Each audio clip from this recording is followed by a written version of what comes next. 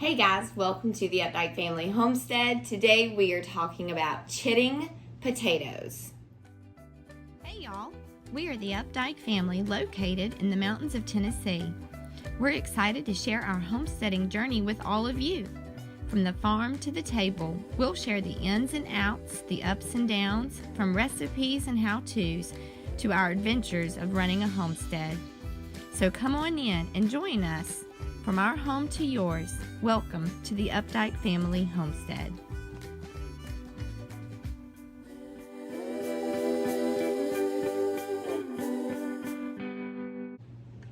All right, so I have 3 varieties of potatoes that I like to grow, not including our sweet potatoes. We don't plant those until later on because we want those ready in the fall. But now is the time, and actually I'm a little bit late because you really should put your potatoes in the ground about 2 weeks before the last frost, and it just kind of gives it time for the root to really get nice and hardy, and it takes a while for them to grow and to develop.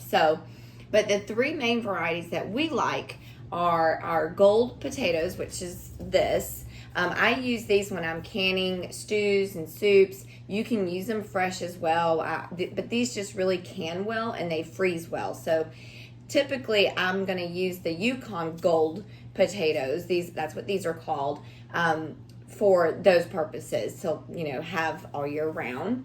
The second variety that I really like is the red Pontiac potato. I just love them. I love these as they're roasted or in a pot roast, like in the crock pot. I know a lot of you use an Instapot. These are great to just put with like a roast chicken. And then our Gold Rush, which is these. And these are the potatoes that I typically use for baking, for like baked potatoes, fried potatoes, mashed potatoes, which any of these you can mash. There's no wrong way, I don't think, to make a mashed potato because, mashed potatoes are just delicious anyway. Of course, we're in the South, so we really like our potatoes. But when you receive your potato seeds, which that's what these are called, potato seeds, you'll notice that they are just like a potato. And when you look at it, you can see like all of the eyes. So like here's an eye, there's an eye, there's an eye, there's an eye. But really there's only one developed root. And I'm gonna zoom in here for just a second. That is a really nice looking root, and that's the one that I'm going to focus on. Now you can do these a couple of different ways because that's really the only healthy part of this potato. You could stick this entire potato in the ground. Now you don't want to do that yet because they're not dry, and when they're not dried out, you have the risk of them kind of rotting away, and then that kind of kills the plant. So because that's so big, I am going to cut it.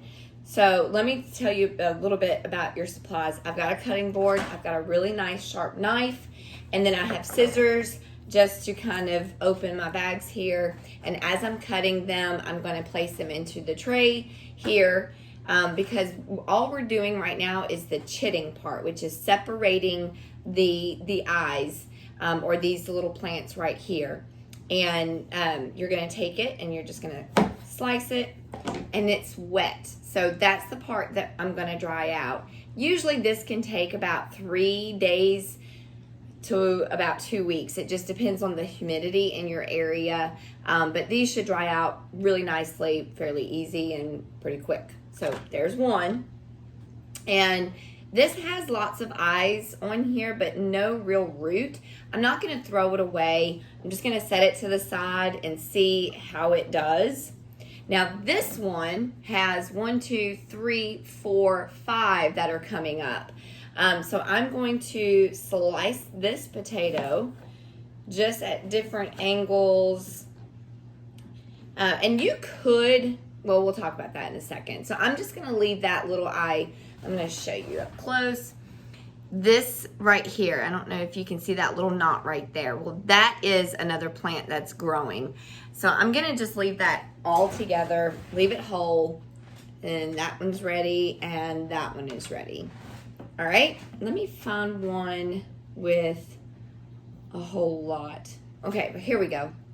So if you were to plant this one, you can see that this one has 1, 2, 3, 4 plants that are coming up. If you were to plant this, then what could happen? It's a waste. It's a waste of space. It's a waste of money, because this is going to give you 1, 2, 3, 4 separate plants.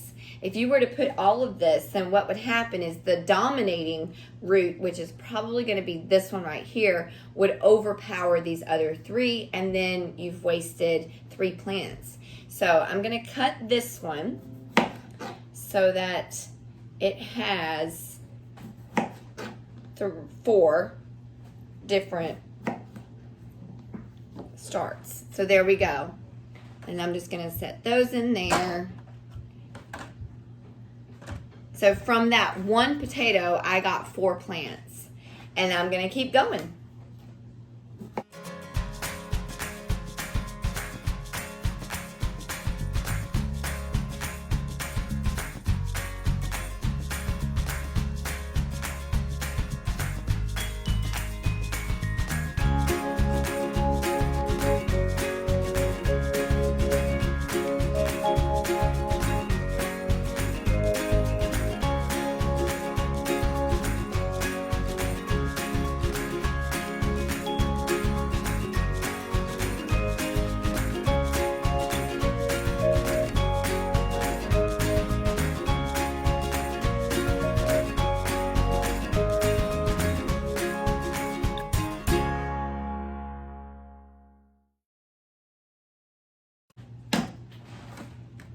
All right, so I set all of these to the side because the eyes are really little on here, so I've got plenty, and just in these first 2 compartments here, that's a lot of potato plants. I didn't count them, so I'm just going to leave those there, let them dry out. We raise chickens, so our chickens are going to get a nice little treat later on, and let's move on to the Pontiac Reds.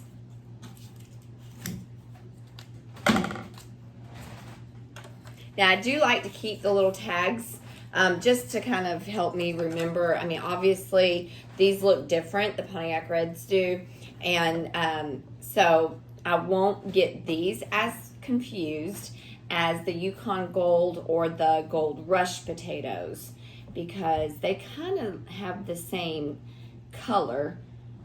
The eyes are a little bit different, or the roots, I guess I should say. And I'm trying to be really careful because these little mesh bags get so tangled.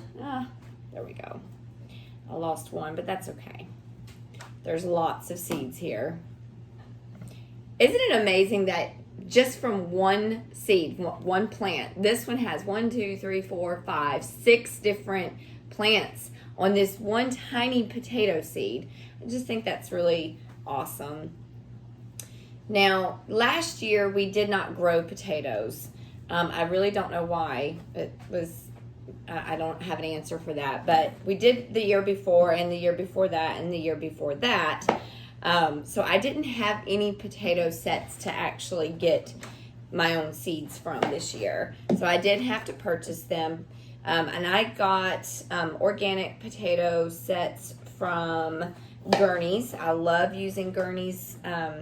We've been using them for years. We also use Baker Creek for like weird varieties that you wouldn't even have never heard of, because it's just fun to grow new things. And but this set came from Gurney's, and they weren't that expensive. So that was a lot of seeds from that one potato.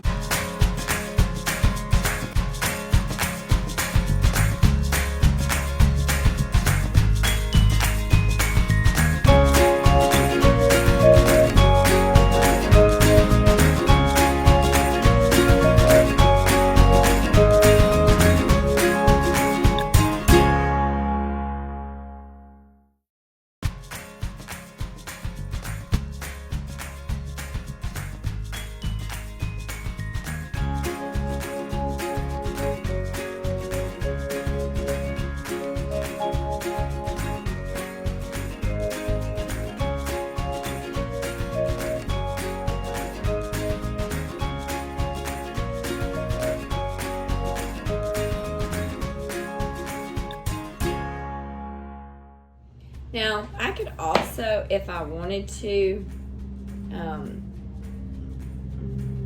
might be all I see on that one. I could put these in the compost pile. You know, if you have a compost pile, you could do that. But since we have the chickens, might as well treat them a little bit, right?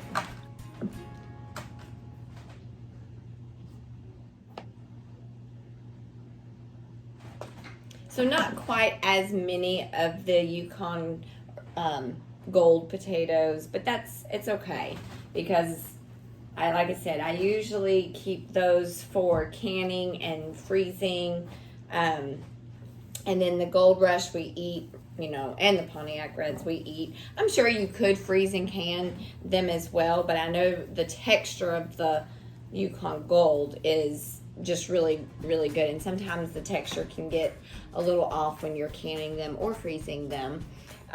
But we're gonna let these dry, and that's my tray of potato seeds. We're gonna let them dry. When this part is all dry, and they'll turn brown, and you'll see. You want to keep them in a well-ventilated area where there's sunlight and just air constantly moving. So I'm gonna stick them in one of the spaces in our dining room where I have that available. Let them dry out. Hopefully it won't take too long, and then we can get them in the ground before the last frost. Thanks so much for watching, guys. Have a great day. Bye.